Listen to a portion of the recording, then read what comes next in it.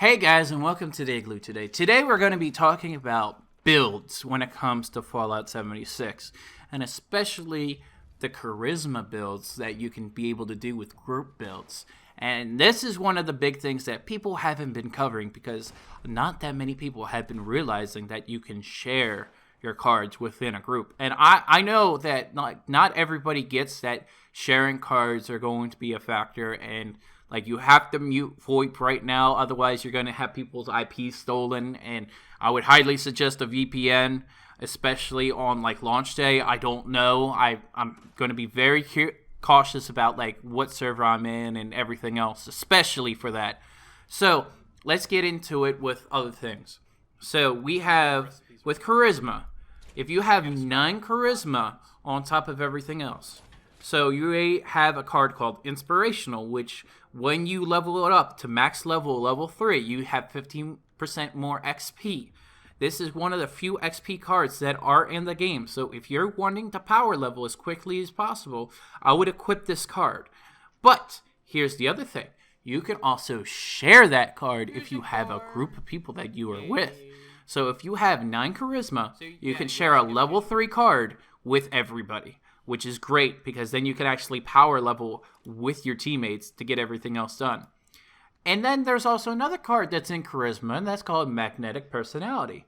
So gain 2 charisma for each teammate, including yourself. So that is 2, 4, 6, 8. That's 8. So now we have a total of 17. We can't share 2 cards because that doesn't scale that way until you have 18. Okay? So 6, 12, 18. So because you need to have that extra point, if you want to share 2 Perk 3 cards, you're going to need to have your charisma to 10.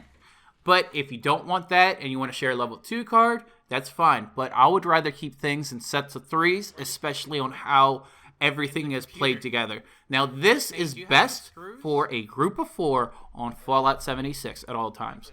Now, what I'm going to probably be seeing is that people are going to be coming in, coming out, coming in, coming out, coming in, coming out of Fallout 76, especially because that there is a more casual base to this as well, but I digress. How many screws? So the next thing that you're going to be seeing is that the cards that you can share. Now, because you can share 2 level 3 star cards, you're going to be able to share some pretty gnarly things. One of the things that you can share is Power User, especially if you are in a Power Armor build. Fusion Core's duration is now doubled. There's also another thing that you would want to share, especially if you're a Power Armor user, which is your Power Armor breaks 60% more slowly and is cheaper to repair. It's called Power Patcher. It's something that is in intelligence, just like with Power User.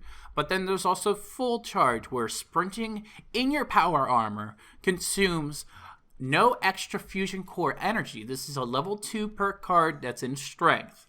If you have one of your teammates share one of those 3 cards, then you're going to be able to have everybody on your team being a super power user while you're farming for fusion cores on top of everything else to get a abundance of fusion cores. So if you set up your nuclear power plants that are around the map and you have a level 3 expert hacker to turn on your power station, you're good to go. You got everything set up for your power armor production facility. That's not including like different builds on how you would like have more damage for like your intelligence or whatever. This is a mixture between what you can share. And sharing level 3 cards throughout 4 members, and each one, if they have 9 to 10 charisma. Now, if they have 10 charisma, they can all share 2 cards that are level 3, which is going to be extremely effective. Or you might want to go into full PvP mode, and you have a intelligence of 5, and you have that 9 charisma, and then you have the magnetic personality card, and because that magnetic personality card is also shared, oh boy, you're going to be getting a lot of things that are going to be available for you, especially if you have the level 5, which is 100% more damage with grenades, with intelligence, at a level 5 star card. And then you have also the Grenadier card, which is in perception, which is your explosives detonate with twice the radius. If you have the mixture of those two things, it is going to be devastating for most other people, especially when you're taking out level 50 bosses. All you have to do is just throw a couple grenades if they're on the floor. Yeah, they're gone. Especially if you have like other things that boost your damage, especially for like explosive damage. Like any kind of card that gives you explosive damage, you're going to be able to go so much more. And then like let's say you want to do Bloody Mess, and then you add 15% more bonus damage to enemies that may explode into a glory red paste.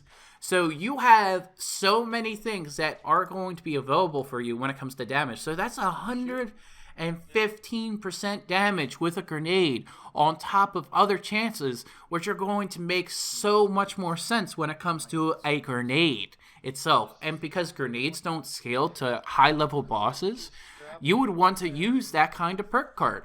Now, what if your whole team was sharing Bloody Mess? It was sharing that Intelligence Grenadier card, so that everybody has a Grenadier. Then someone shares the Grenadier card in Perception on top of the one on Intelligence. Taking out bosses that are level 50 are going to be so easy, especially with having that kind of build set.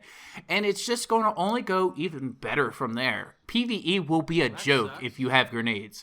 And for the amount of abundance that frag grenades actually have in this game, literally, I think throughout the whole beta, I think I collected around 60 to 70 grenades. So you just stockpile grenades that you can actually put into your stash.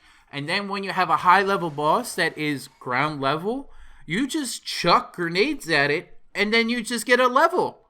You're going to be great. Yeah, I'll be right back. And then I'll be like, oh, what happened to that boss? Oh, yeah, it died from that grenade that I had.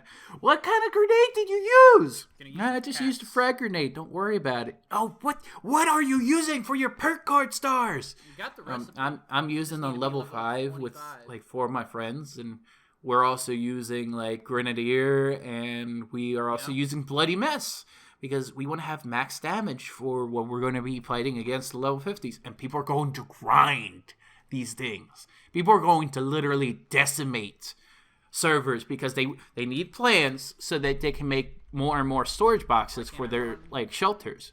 And wherever their shelters are, especially with the max quantity size, you're going to just have a room where if they are not able to expand stash sizes, people are going to make toolboxes. People are going to make stash size boxes. They're going to continue to make other things so that it can store all of their loot. And then these bases are going to be like just filled to the brim with just loot. And if they don't scale the stash sizes, the other storage containers are going to be raided if people are going to find them throughout the map. So people are going to go to the far reaches of the map, and they're not going to have their base even close to anybody whatsoever because it's so easy to just fast travel to the base. Like, people are going to make fortifications that are like eons and eons of just turrets. Like, most of their base is literally just going to be turrets. And you're going to be like, yeah, what's up? This my base. Like, you can't get into it. I have like 50 bajillion rocket turrets. Like, what you going to do? Like, that's what's going to happen, especially for a lot of things. And then if you're going to be needing resources, you just go to the fusion reactors that are all around the map. You claim these bases, especially in a server instance, and then people are just going to camp it and camp it and camp it. Why? Because making water is a joke. You set up at a fusion place, and then you put some water things down, and then until you turn on your main fusion reactor place, to get the fusion cores, you can just produce water there. Like, you never have to worry about water. You won't have to worry about food. You can just grow food if you really wanted to. And then you can just survive there. Like, surviving is going to be a joke to be easy. You set up a few barricades. You funnel it out like on how old school Nazi zombies are, so that all the like ghouls and all of like the NPCs that are in the game just get funneled into one area. and then you make sure that nobody can jump around you, and then you have all the turrets just facing that one way, and it just makes everything so super simple. Like, it's almost elementary simple when it comes to building and barricading and everything else, especially if you've been on the server for more than an hour. Like, it's just going to be so easy to just farm servers on top of everything else. So you're just like, yep, we're good. We got it. We got everything. Mission accomplished. Like, it's going to be easy peasy for farming, and people are going to be hailing on servers, and they're going to be camping and squatting on servers, letting the things just produce and produce and produce. And they're going to produce so much that people are going to be like, well, we can't fit in our stash size anymore. Like, we don't know what's going on. It's literally going to be something so that it can make food, water, resources, fusion cores. Like, you're going to be able to collect so much when it comes to this. And I guarantee you, people are going to have massive structures on servers, especially if they just have an AFK account. And these people are not going to be challenging these kind of funnel death by anything base, especially at that one instance. You have one thing where it defends the fusion core, and then you have another thing where it defends the perimeter, or you just barricade it off where they can't even build inside it. It's going to be a joke for a lot of things, and people are going to have to take it down. And then inside that area, you can put even more turrets, and then people are going to be like, we can't raid that. I mean, we have like 15 missiles in our face, and we're just going to be like, we can't do that anymore. So that's my little thing between like the perk cards and what you can share, and like these very, very, very functional bases that are only going to be producing 1 to 3 resources. And I've done that, and I know that people are going to go as crazy or crazier when it comes to these kind of things, because I just know that it's going to be highly abused. And people that are going to have these the jetpack power armor suits, they're going to be at a massive advantage. So you can just jump right into people's bases. You're going to be able to just jump into areas where you're not going to be able to build, or you're not going to be able to have these areas. What if you can build on top of a skyscraper that has no roof access? Like, that's game over if that's actually like to be discovered, especially in the PvP scene. Like, good luck. Good luck flying up there, teleporting, getting everything else done, and be like, yeah, we're good. Don't worry about it. Alright, but anyways, guys, if you like this kind of video, like this kind of explanation, please leave a like, comment down below. If you'd like to actually support me more, there's also a Patreon down below.